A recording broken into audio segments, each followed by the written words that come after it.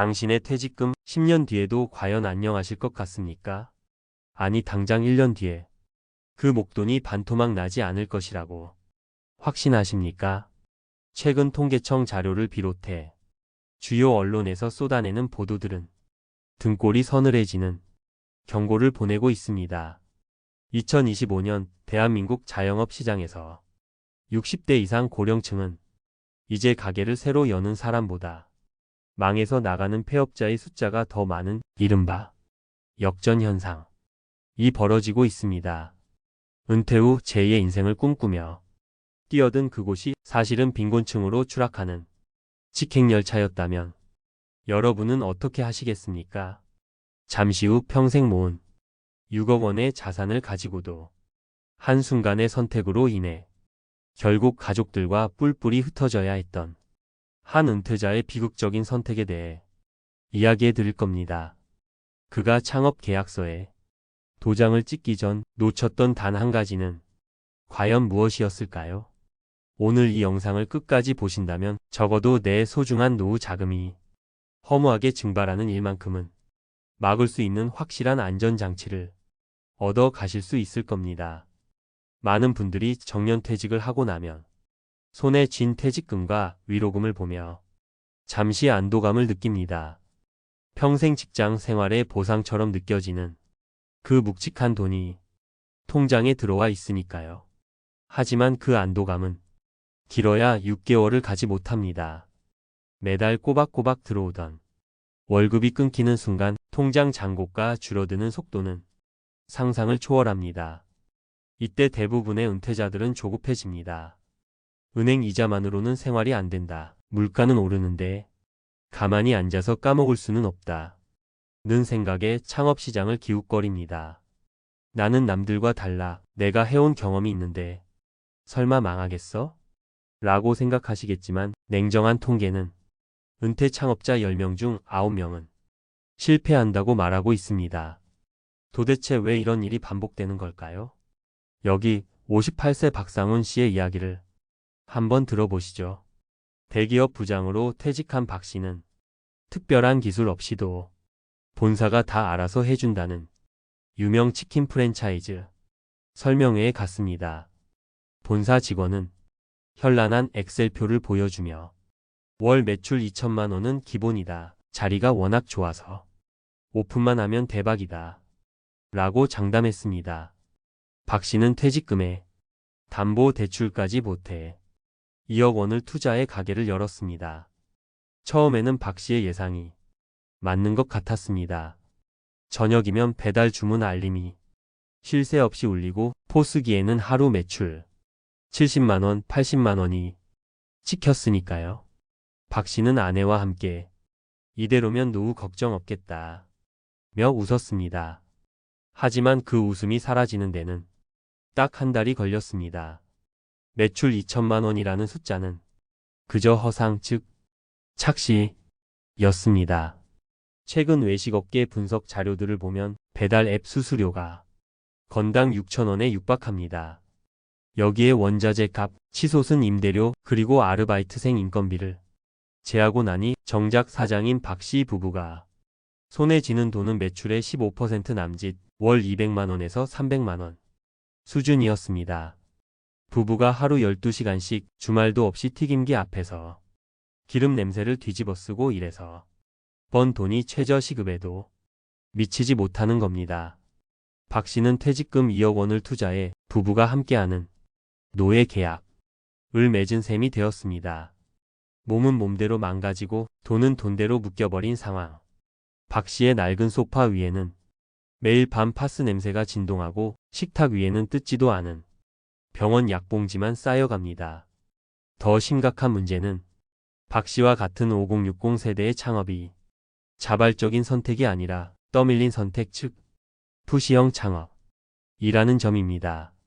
최근 한 경제지의 보도에 따르면 전체 자영업자 중 50대 이상이 차지하는 비중이 64%에 달한다고 합니다.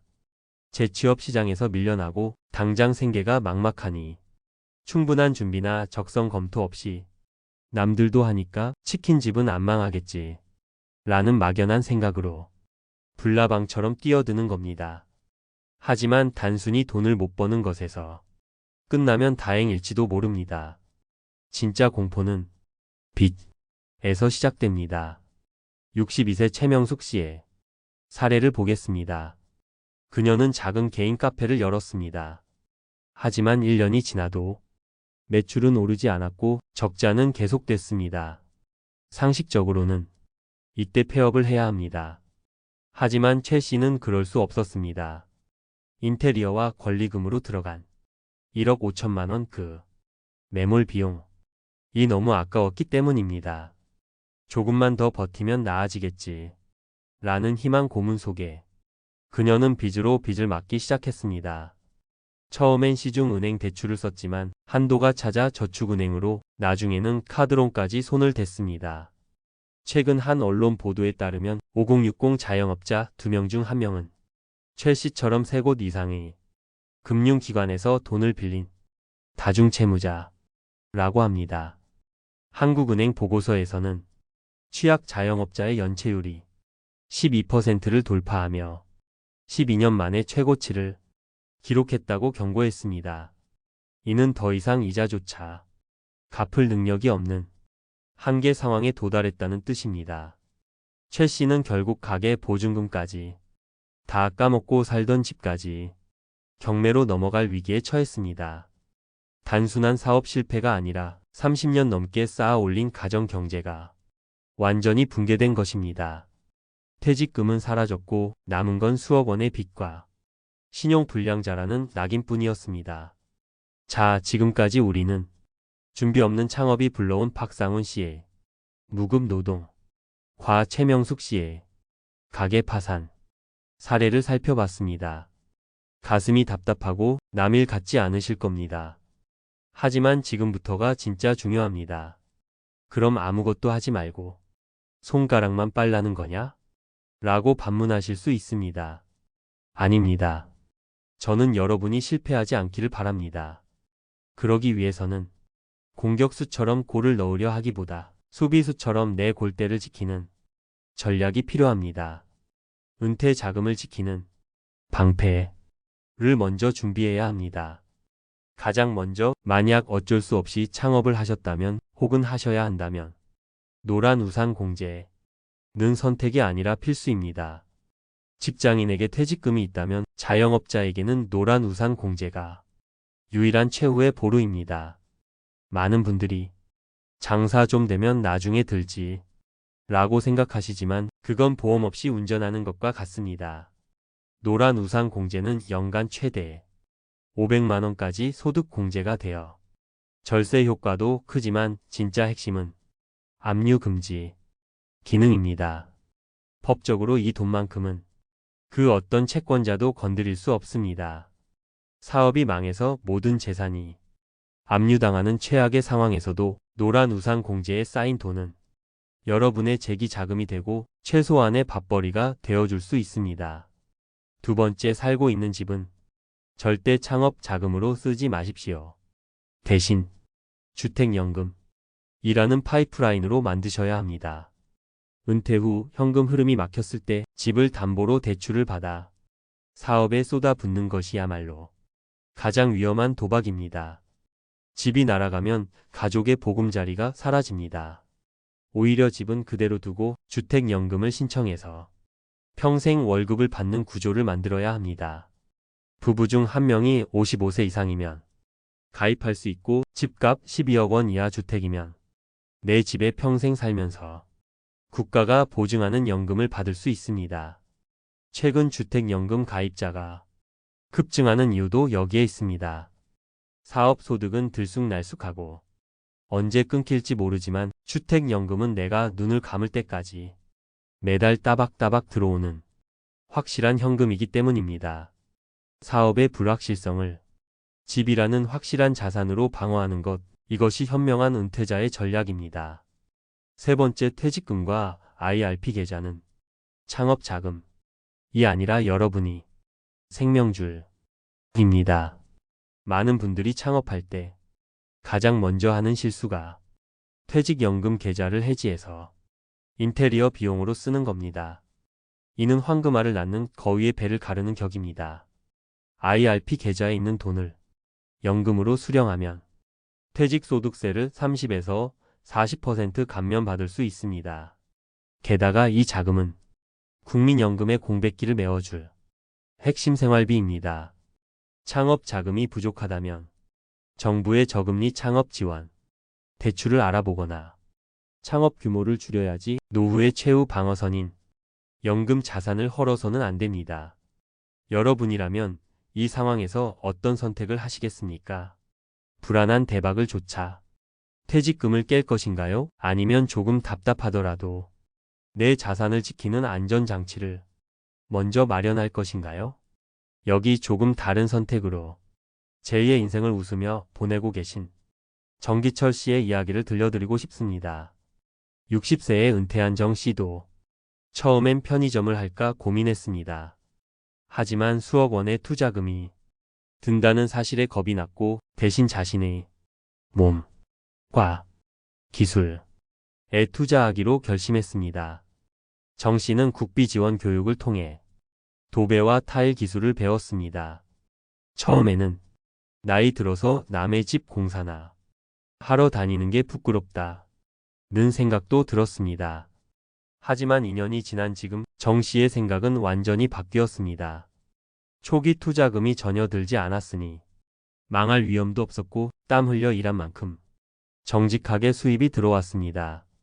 지금은 입소문이 나서 월 400만 원 이상의 고정 수입을 올리고 있습니다.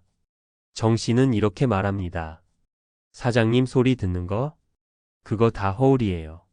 빚 없고 내 기술로 당당하게 돈 벌어서 저녁에 다리 뻗고 자는 게 진짜 성공한 노후 아닙니까? 정 씨의 사례는 거창한 자본이 아니라 나 자신의 경쟁력을 키우는 것이 가장 안전한 투자임을 보여줍니다. 꼭 가게를 차려야만 돈을 버는 건 아닙니다. 정부 지원 일자리, 사회공헌활동, 재능 마켓 등 자본 없이 경험으로 소득을 올리는 엔잡러의 길이 오히려 중장년층에게는 더 넓게 열려 있을 수 있습니다. 만약 그럼에도 불구하고 창업을 꼭 해야겠다고 결심하셨다면 계약서에 도장을 찍기 전에 냉정하게 이 세 가지만 스스로에게 물어보십시오. 첫째, 이 사업이 1년 안에 망했을 때 우리 부부의 노후 생계비, 즉 국민연금이나 주택연금 같은 최후의 보루는 안전한가?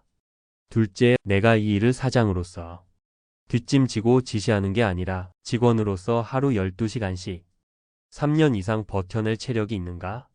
셋째, 이 아이템이 나의 전문성이나 과거 경력과 관련이 있는가? 아니면 그저 유행을 쫓는 것인가?